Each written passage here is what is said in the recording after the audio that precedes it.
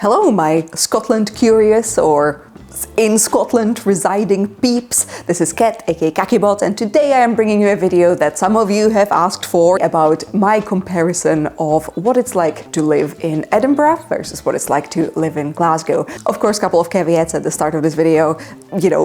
Comparing 8 months of living somewhere versus 13 years of living somewhere, it's not entirely fair. Also, you will be getting a sort of a judgment, impression, review from someone who is a European immigrant, so I do have a bit of a different set of eyes than many of you might have who have been born in the UK. Certain realities of UK-based life are simply different. Some expectations are different. Some things, even after those almost 14 years, still come as a bit of a culture shock to me. So do keep those things in mind. But of course, at the end of the day, if you want to fight me or each other in the comment section, feel free to do it, because it helps my sort of algorithm score and only brings more people in here. Now, in my head, this video is mostly for people who are trying to make the decision between Edinburgh and Glasgow when it comes to where to move when moving to Scotland, or perhaps people who are based in one of these cities and are kind of, playing around with the idea of moving to the other city.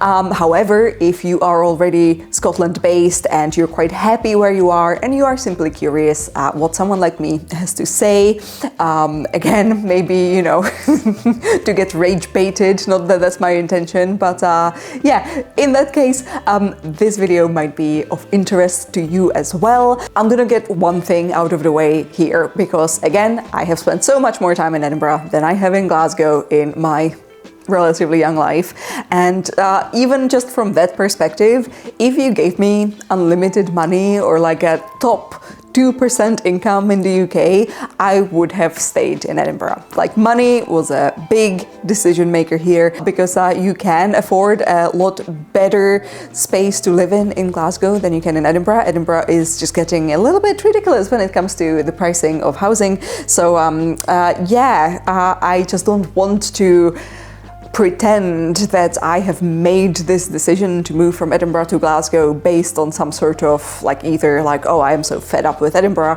or actually Glasgow is freaking amazing and everyone should move there.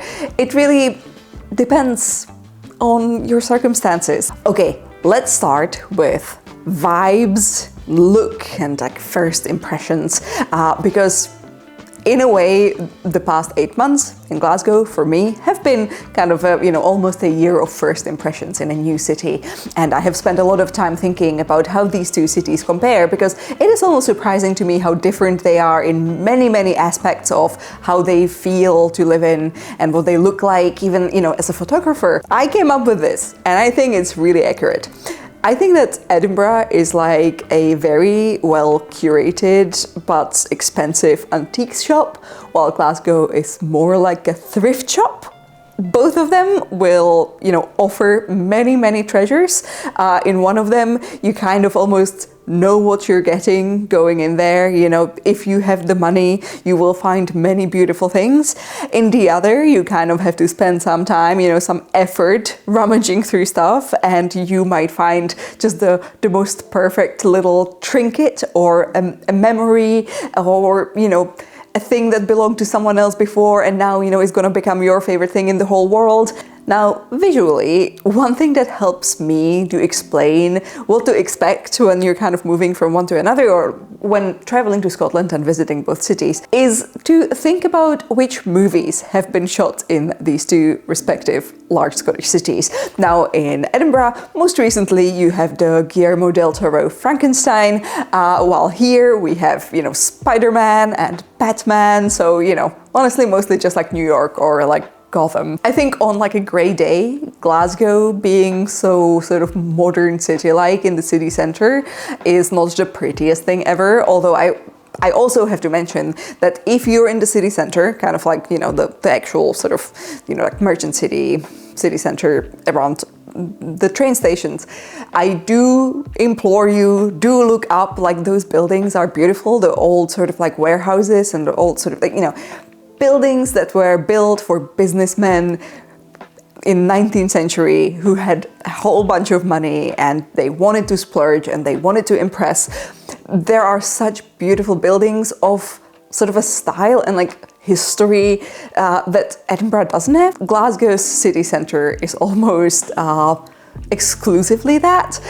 So yeah, there's a lot of architectural beauty to be appreciated in Glasgow also, but kind of like when you look at it from like slightly on the outside, during the day, to some people it probably doesn't look that great.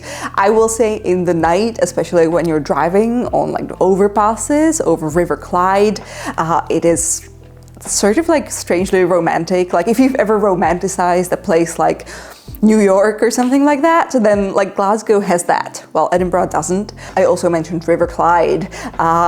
To me, when people say that Water of Leith is the river in Edinburgh, I laugh. Like that is not, I'm sorry, like even if it's like technically, like geographically classed as a river, it's like it might as well be nothing to me. Like, you know, when you grow up in cities, you know, like Berlin and Prague and Budapest, you're used to like a big ass river with these like majestic bridges over it, and it's kind of strange when a city doesn't have that. But of course Prague is landlocked, Edinburgh is a seaside city, so like you get the beach and, you know, the harbors and all of that instead. Here you are not next to the sea, not immediately, so having River Clyde and all of the amazing bridges over it is kind of helping me to feel like I'm in like a big city. Now, the people. Okay, so I'm gonna try to not get myself into any trouble, first and foremost, but when I was moving to Glasgow in spring, I actually was like a little bit worried. I mean, you know, like when you're new somewhere, you always wonder, like, how am I gonna fit into the community? What my neighbors are gonna be like? I was like so comfortable and used to how people are in Edinburgh that I wasn't quite sure what to expect. I think when you are visiting Glasgow for like half a day and, you know, you're only in the city centre, sometimes, you know, that's not the area of Glasgow where you necessarily get that sort of much advertised super friendliness of Glaswegian people. So I wasn't quite sure. I always thought my first impression based on my visits to Glasgow was more that Glaswegians are kind of more genuine almost than Edinburgh people. They kind of, you know, will tell you what they think a bit more readily, and also like they will perhaps approach you a bit faster than someone in Edinburgh. However, since moving here, I have to say, Glaswegians are lovely. They truly are very friendly. I feel very comfortable asking for help. I feel comfortable just kind of making friends. I think because it is outside of the immediate city centre, you know, in the areas of Glasgow that are not just kind of transitional for, you know, people who are commuting and walking between the two stations, or like, you know, coming into the city centre to do some like heavy shopping. It's relatively quiet, so like there's always time for a little chat. And the thing is, in Edinburgh that also happens, but I have seen that kind of deteriorate, and that is not the people's fault. That is simply because the city got so much busier than 10 years ago that you can kind of tell that people in, let's say, the service industry simply don't have the capacity to talk to you anymore. And, you know, there's something about a sense of community in a city that, you know, I think it's an integral part of human well-being to feel like you belong. So those little moments of connections with other people, they are important, even, you know, to someone with a lot of social anxiety like me, maybe even more so to someone with social anxiety like me. So yeah, so far 10 out of 10 Glaswegians have been so nice. I have kind of picked up a little side job here, shooting for a little non-profit, and through that I go to a lot of local businesses, and, you know, I always have to kind of, you know, chat people up, tell them what I'm doing and like what's gonna happen and if they're okay with it. And yeah, everyone, even, you know, even when people are not necessarily agreeing with you, they are generally friendly about it. Glaswegians also have an amazing sense of humor. So yeah, so far this has been great, and that has really been my biggest worry when moving from Edinburgh here. And Also, like, please keep in mind, I am not saying that people in Edinburgh are not friendly. To me, with that Slavic standard, people in Edinburgh are already extremely friendly. It's just that in Glasgow, it's kind of even more so. I think the only flavor of unfriendliness I have experienced here was when, and this was on social media, not in the streets, but when people, I guess, correctly assumed that I am from Edinburgh, even though technically I'm not anymore, but, you know, 13 years, 8 months. I think I got called that, someone from Edinburgh. So yeah, Glaswegian people can be very protective. I think that Glaswegians are a lot more protective of their city and its name than people from Edinburgh, because Edinburgh is a lot more sort of transitional when it comes to the people living there. There's a lot more students and obviously many, many more tourists. Now that takes me to another point I want to say about the people living in these two cities, or, you know, staying even for a short time. The sense of community, I think, is a bit stronger here.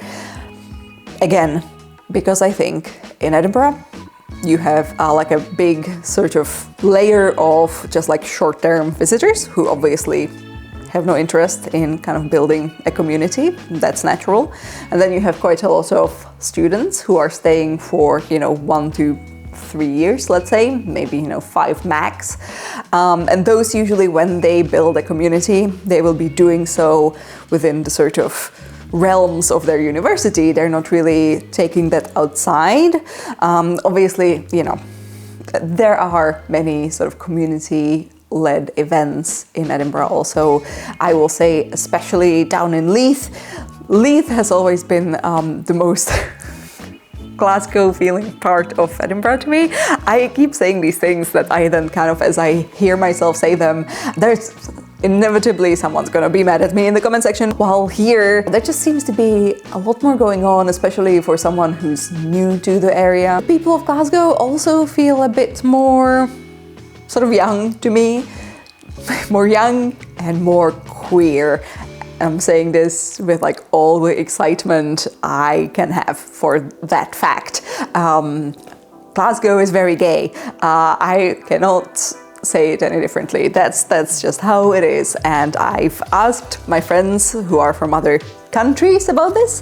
I've kind of, you know, I've sort of floated this impression by them, and they all said, oh yeah, I noticed, I just didn't know how to really say it. So I'm gonna say it on their behalf and also my own, that Glasgow feels very gay, and that's great. Very gay, very nerdy, just a lot more, just kind of, Glasgow feels like a city where if you belong to one of these sort of smaller groups, societally, you will have a much easier time kind of finding your peers. There's a lot more events that are targeting people like you, and I think that's wonderful.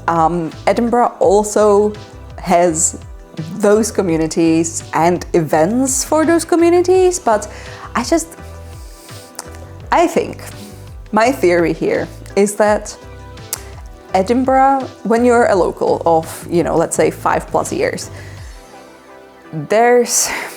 Edinburgh is very visitor first, or, you know, not to be dramatic, maybe not visitor first, but, you know, because there needs to be a lot of effort and money and space given to short-term visitors, which, by the way, I am all for tourism. It is the industry that I make money off, so it would be hypocritical of me to be like, boo visitors, you know, you are all welcome in Edinburgh, even though I don't have any, you know, I am not in a position to really like welcome you there anymore, because I'm not there anymore. Yeah, I think just purely logically, when you think about it, if you have a city with certain bandwidth, certain budget, then if you have like millions perhaps of people coming in every year to enjoy the city alongside the locals, and you have to also take care of them, then, you know, there inevitably will be less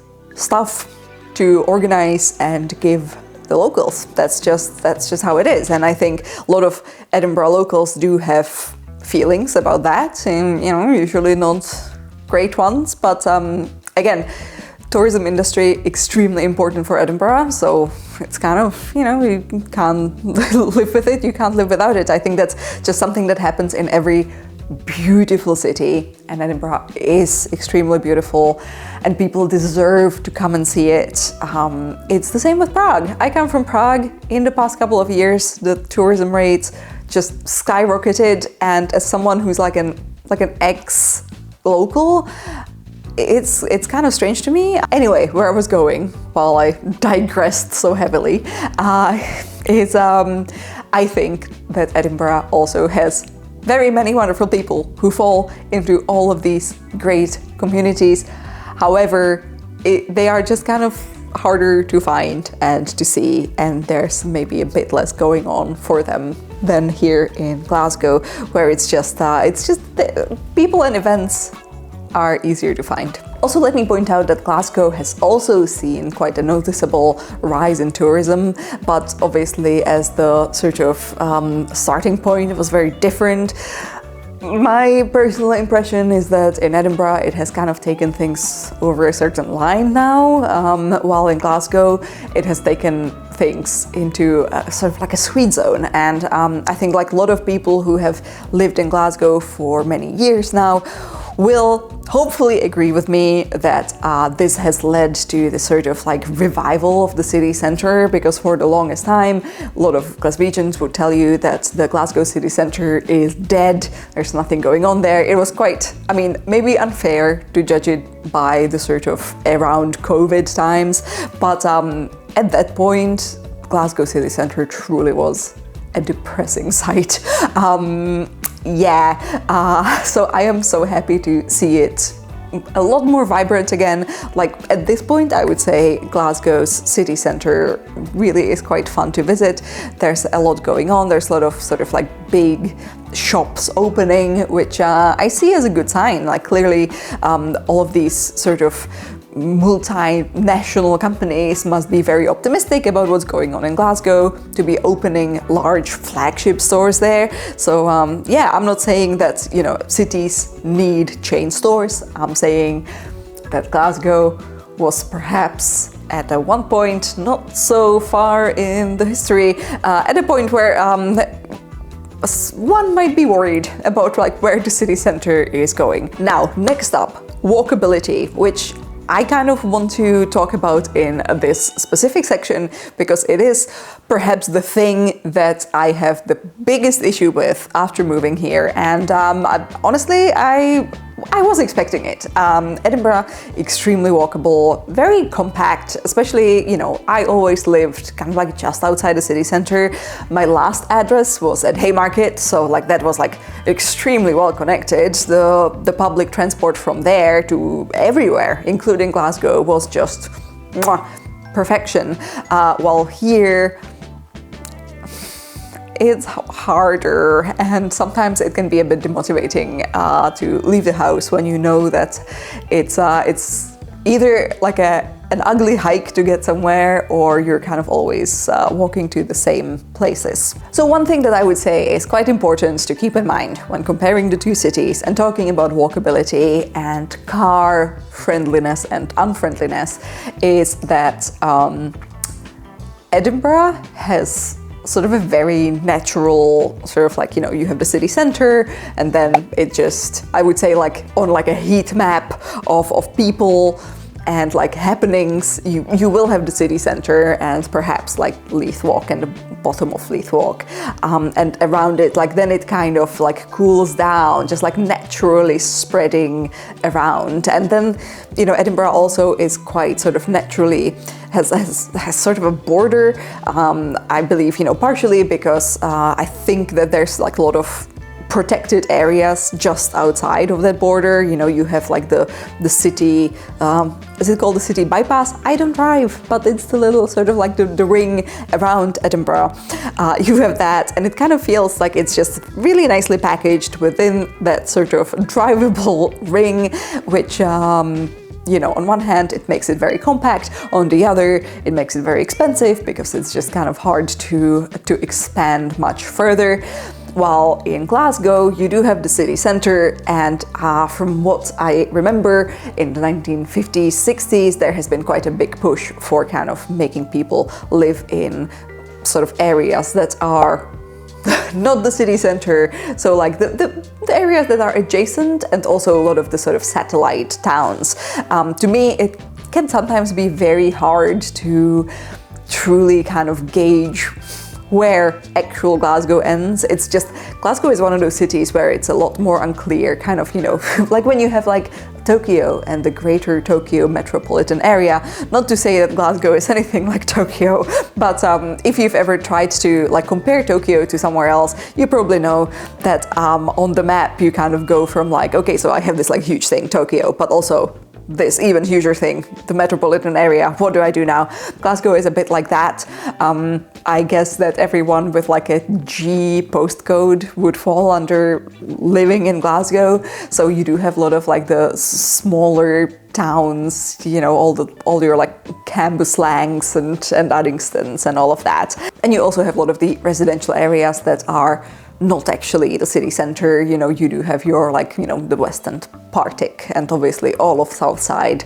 And so where Edinburgh feels like this sort of like, the heat map is this sort of like one spot, or like a little, like an 8 number, and it just kind of like dissipates into sides, and then it's like nicely, neatly wrapped.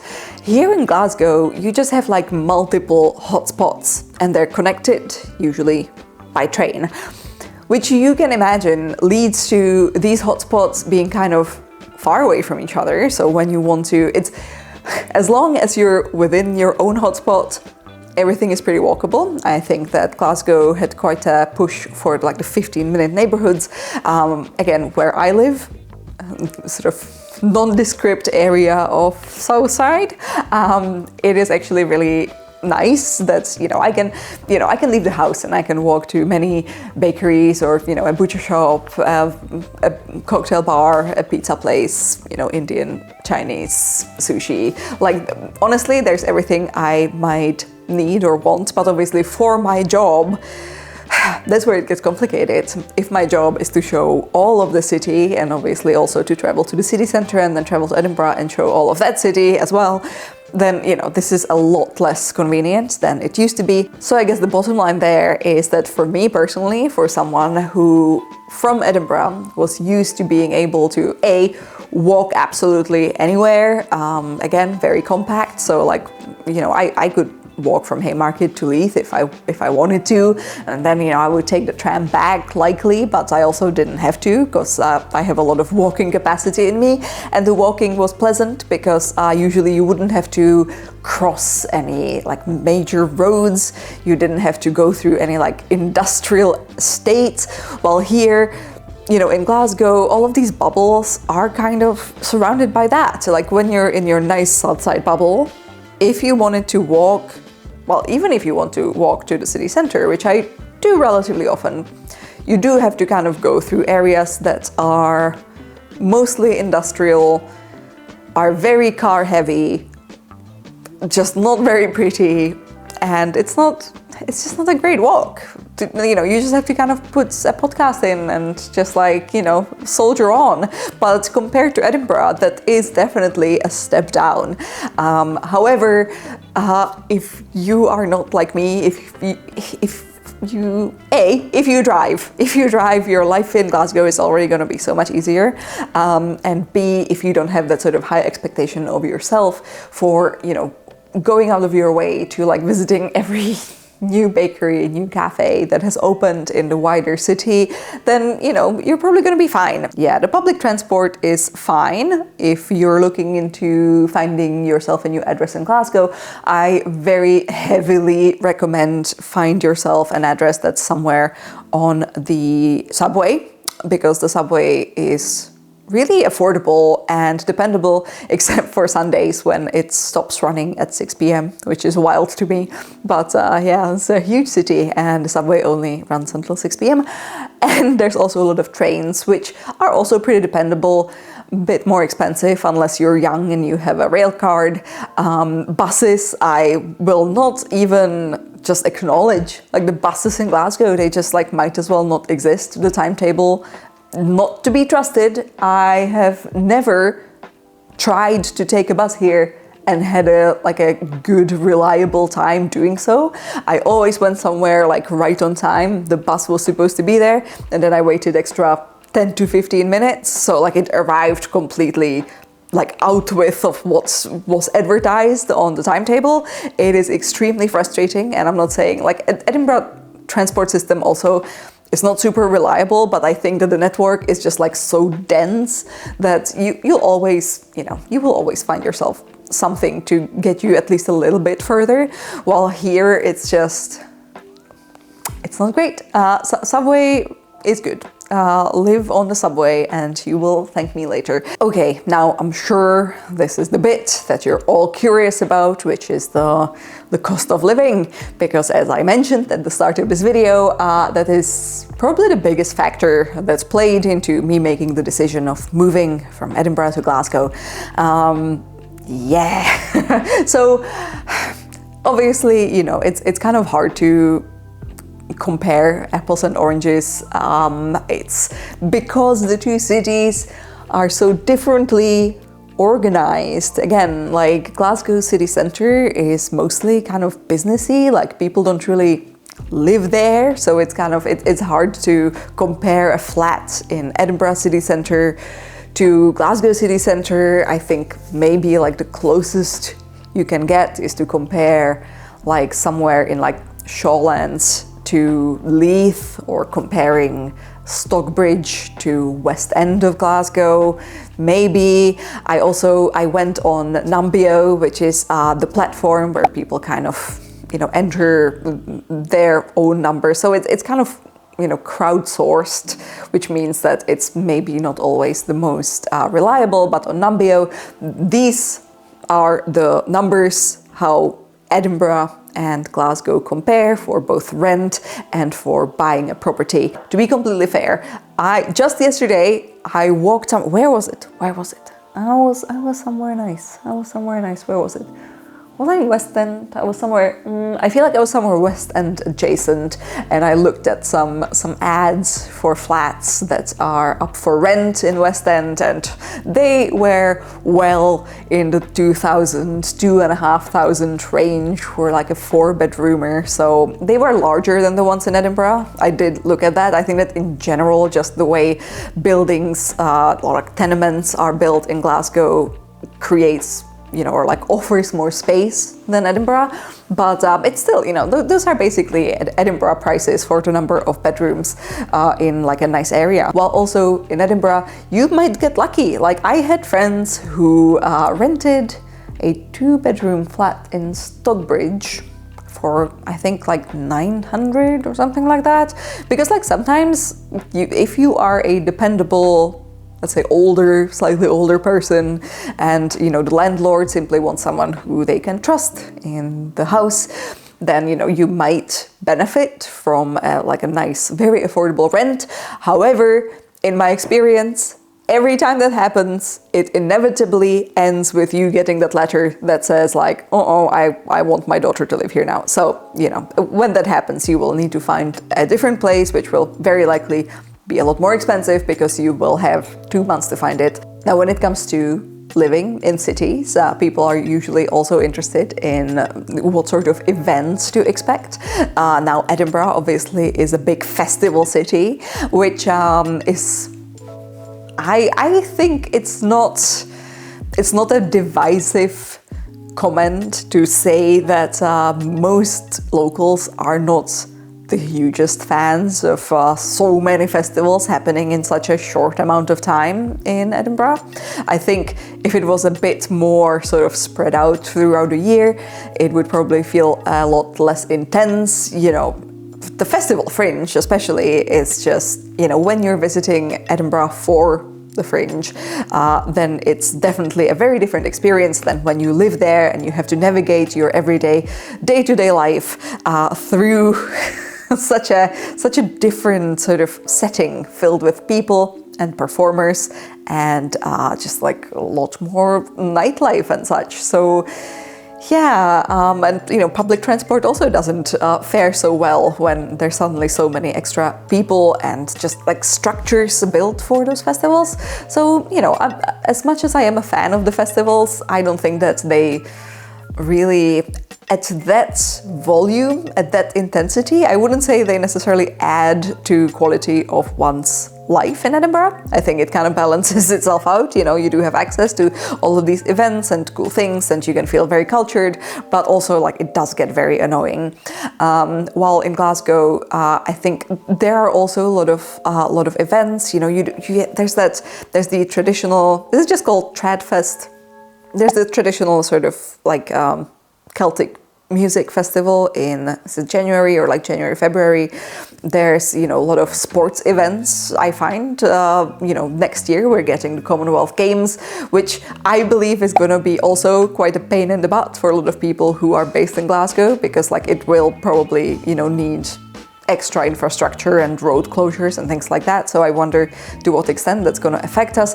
And, you know, perhaps to me, that's a bit less fun to partake in than like theatre and performance. So I'm not sure, but to you, that might be interesting. I've seen many marathons and like bicycle races in Glasgow, but obviously those do happen in Edinburgh also. And I find it quite interesting to compare the two cities when it comes to music, because both of these cities do have a lot of concerts on, but in Edinburgh you do get a lot of large, sort of like 70k audience, you know, the Chapel Roans, the Oases, the Robbie Williamses, while here Glasgow traditionally has such a great catalogue of these like little indie venues. You know, you have the Barrel and Ballroom, you do have the King Tuts. I've been to a lot of these to see many bands at an atmosphere that I could actually appreciate. I am not the sort of person who will enjoy going to a concert with another 69,999 people. So to me, to go to Barrel and Ballroom and see Phoenix together with another like 100 people, that was a really tiny, empty event. And I loved it. I will never see one of my favorite bands in that sort of atmosphere. It was perfect. And yeah, I have a lot of gigs already booked up for the upcoming months.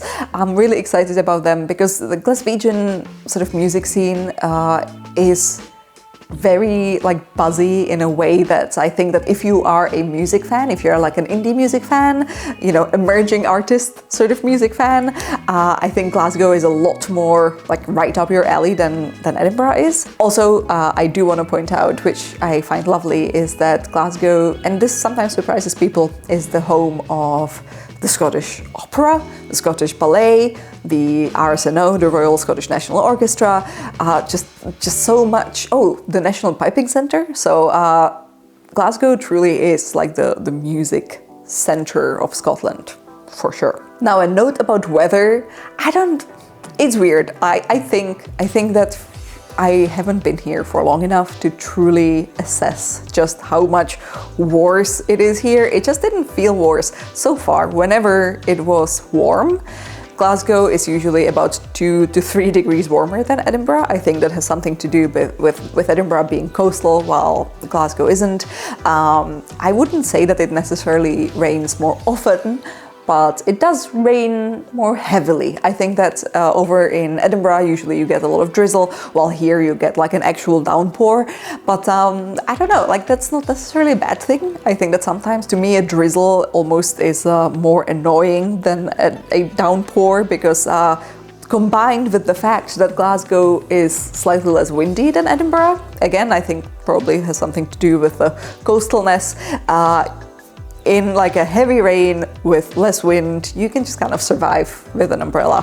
While, you know, in Edinburgh, where it's kind of annoyingly drizzly and super windy, you just have to give up, and that's it. Like, you just don't have a choice. And the last thing I'm going to talk about is my sort of subjective sense of safety, because I think a lot of people worry about this. I think that Glasgow can have a bit of a bad rep when it comes to safety.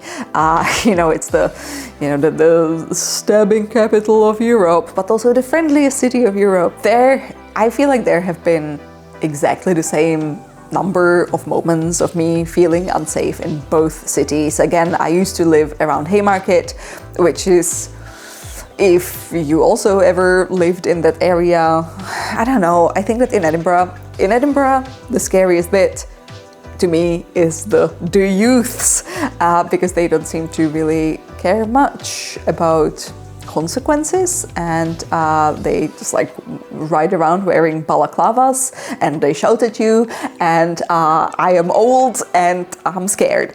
While here, I think most of the moments that made me feel a little unsafe were more connected to simply people who have, like substance abuse issues.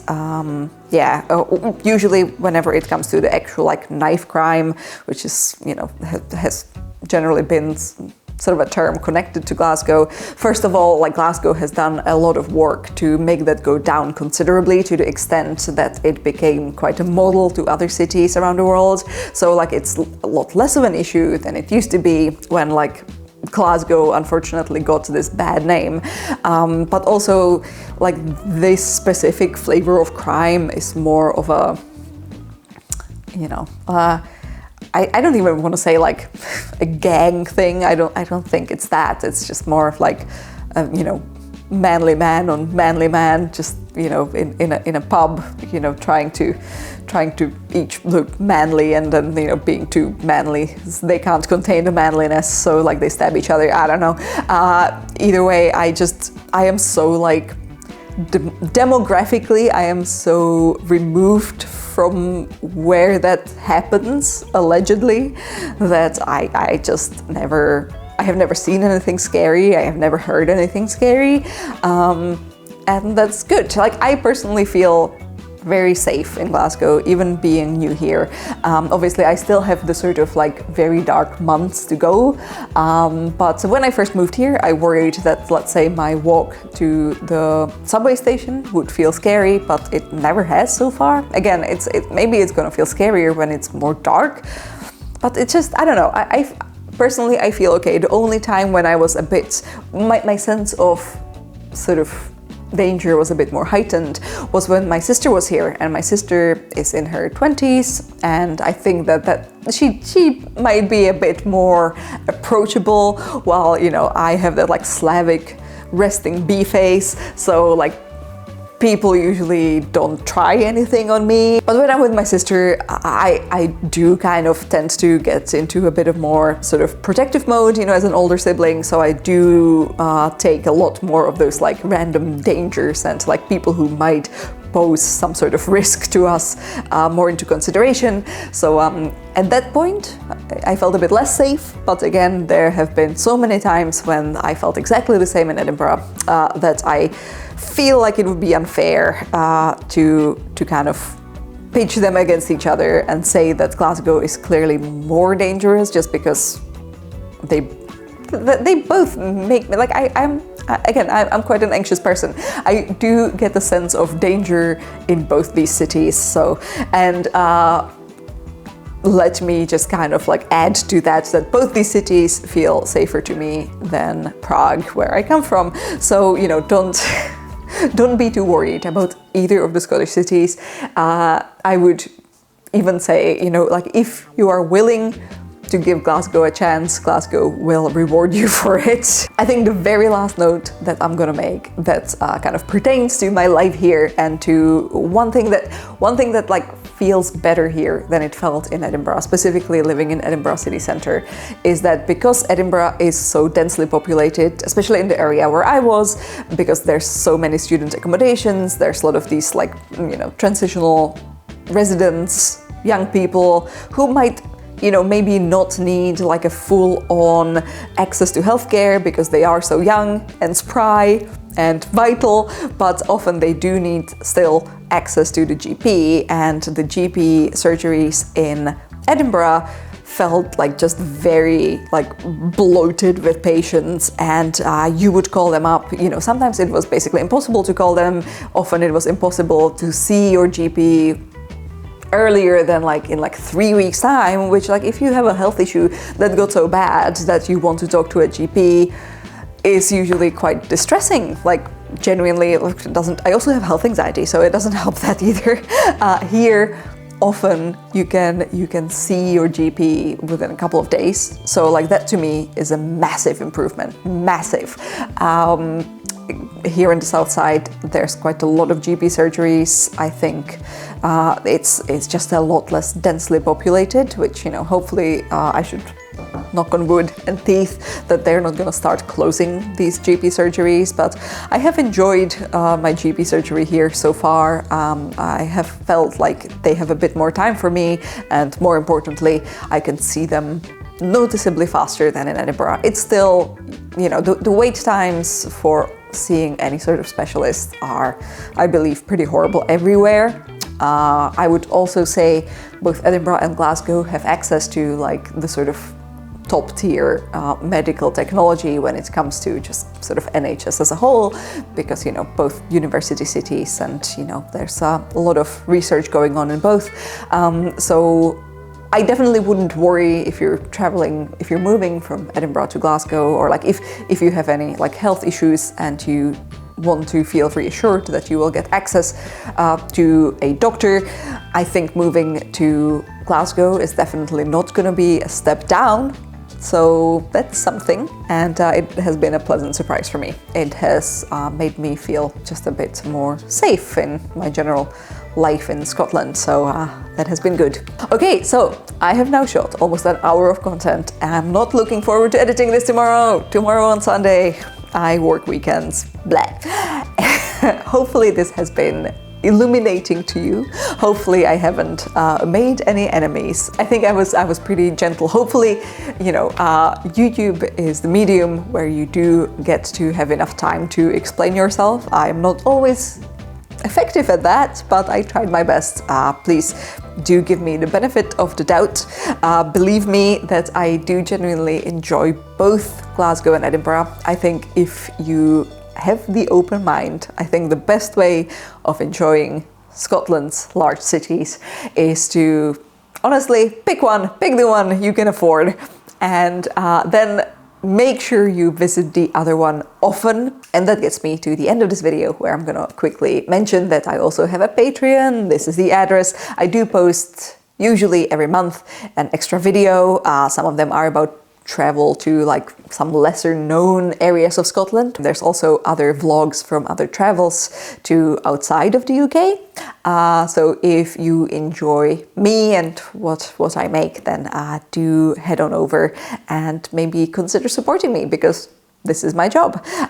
You can also say hi to me on Instagram, KakiBot, KakiBlog. KakiBlog is the more sort of one about life in Scotland in general. KakiBot is more nerdy, so if you're like a video game and Dungeons and Dragons nerd, go say hi to me on KakiBot. Yeah, I love hearing from you. You can always, you know, send me a little message on either of those. You know, it supports me whenever you boost my algorithm either here or over there. So, you know, you don't have to give me any money. You can simply, you know, leave a comment here, leave a like, subscribe, you know, press the bell so you don't miss any of the new videos. As always, I will love to hear from you down in the comment section. What do you think about how these two cities compare? Have you lived in both?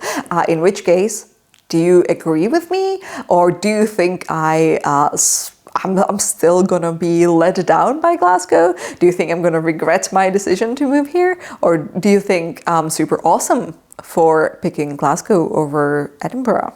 That is it for me. Thank you for joining me for this long video. Hopefully you enjoyed, and I shall see you soon.